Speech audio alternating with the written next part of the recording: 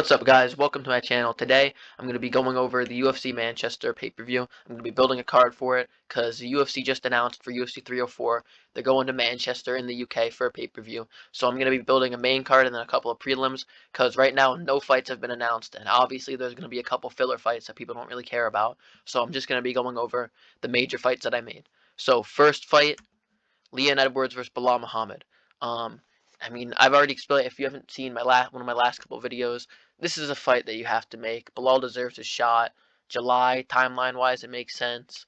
Leon needs to defend his belt on this card, right? So you give him Bilal. Bilal earned a shot. I know it might be a little bit of a boring fight, but Bilal has earned his title shot. So yeah, that's a fight that I would make next, and it should be a decent fight. It might be a little boring, but Bilal's earned a shot. Leon's a good fighter. Run it. Next fight, co-main event. This could honestly be the main event. If you really want to, you could make this a main event. Higher weight class. Tom Aspinall, he finishes people in like fucking 2-3 minutes. He's insane. So you could make this a main event if you really wanted to, but it's technically an interim belt, so I would make it the co-main event, right? You got Tom Aspinall, Curtis Blades too. I just saw Gon deny the offer, and even if Gon didn't deny the offer, this is a fight to make over the Gon fight, just because of the fact that they have history. And bro, we've already seen Gon fight for the title multiple times. He did well in that Ngannou fight, but he lost. Then he got submitted by Jones in 1 minute. Then he beat who did he beat? I can't fucking remember. All right, he beat some dude that wasn't that good. And don't call me a casual, man. I know if you tell me the name, I'll know who he is, but I can't fucking remember from the top of my head. That's how bad the guy Gon beat was. And even with Gon, right, for UFC 300, I was advocating. I was saying Tom Aspinall versus Gon on that card, right? That was the best option for Tom Aspinall at that point. But now that Curtis Blades got a win over Jalton Almeida, he's coming off a win.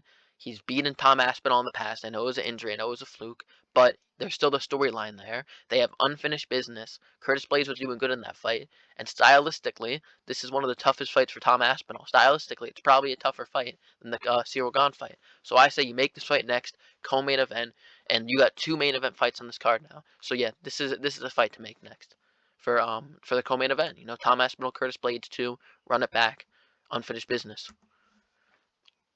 Wonder Boy versus Michael Venom Page. So yeah, Wonder Boy. Obviously he's getting up there in age, and we don't want to see Wonder Boy fight any grapplers anymore, right? They fed him to Shavkat. Let's give him a fun striking matchup against a good striker, an MVP, right? MVP. He looked very impressive in his debut against Kevin Holland, someone that Wonder Boy beat. Both of them beat Kevin Holland. This is a fight that's been talked about for years. We want to give Michael Venom Page a striker too. We don't want to see him fight a grappler.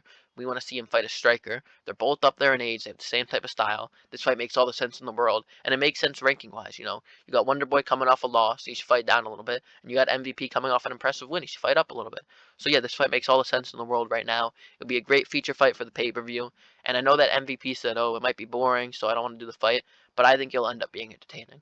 I think they'll both want to bring it. MVP will be in his home country. I think he wants to bring a show to the UK. Next fight, Bobby Green versus Paddy Pimblett.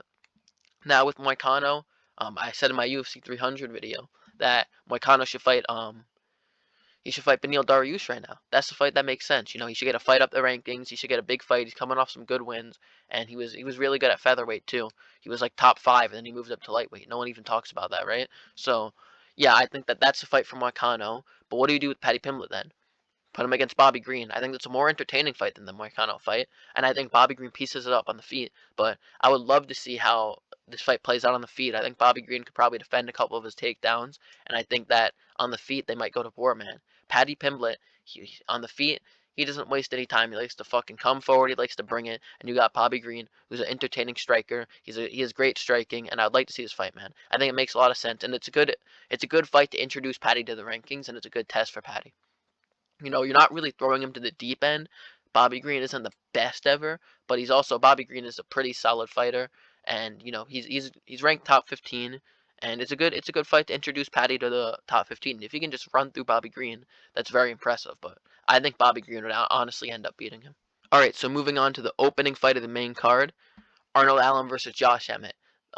Very entertaining matchup. I think they would both want to bring it. Both of them would go for each other's heads. This fight would be a war, guaranteed finish, entertaining fight. It makes sense for both guys. You got Arnold Allen coming off a couple losses, but he looked good in both of those fights. He arguably beat Moskov Evloev, and he did decent against Max Holloway. He honestly did better against Max Holloway than Justin Gaethje did. And Josh Emmett is coming off the knockout of the year, brutal knockout. This would be a war, it'd be a banger, and it's one of the most entertaining fights you could honestly probably make in the UFC right now, and it'll be a great way to open up the main card. So run it, opening fight, UFC London, and maybe Arnold Allen can get a win in his hometown, or I don't know if Manchester's his hometown, but maybe he can get a win in this country, or maybe Josh Emmett can knock out Arnold Allen and get another knockout of the year.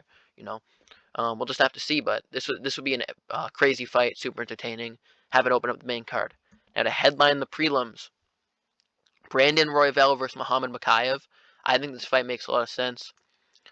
So both of them were kind of arguing about who should get the title shot, if Royval should get his rematch against Pantoja, or if Muhammad Mokaev should get a fight against Pantoja. Both of them didn't end up getting it. Steve Eric ended up getting it. So I was saying you should have put this fight on 301, but it's obviously a little too late for that. So put it on UFC in the UK, man. Muhammad Mokaev's from the UK, and this fight makes sense for the division. Winner of this can definitely get a title shot. This is a great #1 contenders bout, and for the division, it makes sense to see who can get the next title shot. You got a classic striker versus grappler matchup. It's pretty simple. If Brandon Royval can defend the takedowns, he wins. If Muhammad Mokaev can take him down, he wins. Muhammad Mokaev's been saying there's a 0% chance I don't finish this guy. If I don't finish this guy, don't even give me the title shot. And I like to see that type of confidence. So just run the fight. Why not? All right. So moving on to the next fight for the prelims. All right, so if Paul Craig loses his next fight, right, because he's fighting Kyle Barojo, I think that's how you pronounce his name, on UFC 301, then you do Paul Craig versus Abus Magomedov, right, if he loses. But then if he wins, you do Jack Hermanson versus Paul Craig. Um, both of these fights make sense, man. It just depends on the result of how if Paul Craig wins his fight at 301. But if Paul Craig wins at 301, you do him versus Jack Hermanson, because both of them would have taken down an up-and-coming prospect, and both coming off of decent wins. You run the fight in the UK because Paul Craig's from the UK, and it would just make a lot of sense for both guys. It would make a lot of sense ranking-wise to grapple. Yeah, Jack Hermanson's a grappler, so yeah, two guys that have been around for a little bit. You put them against each other, and the winner of this can make their way up the rankings. But if Paul Craig ends up losing to the Kyle Barojo dude, he can fight the other guy that lost to him, Abus Magomedov. I think this fight makes a lot of sense right now if Paul Craig loses. So yeah, you run this fight if Paul Craig loses, and if Abus beats the guy that he's fighting some dude named Warley Alves, the guy that actually beat Colby and the guy that just got knocked out by Ikram. And I think Abus should actually be able to win that fight. So moving on to the next fight, Michael Chiesa versus Gunnar Nelson. I think Gunnar Nelson's from the UK, right? He was on the last UK card, and they put him really high up on the card for some reason. So yeah, it makes sense. A fight right outside of the rankings. Michael Chiesa just got taken out of the rankings, and Gunnar Nelson, he's coming off an impressive win over Brian Barrena. He hasn't fought in a while, and I'm pretty sure he's from the UK. So yeah, why not? It'll be a good grappling match, and the winner of this can get a ranked fight.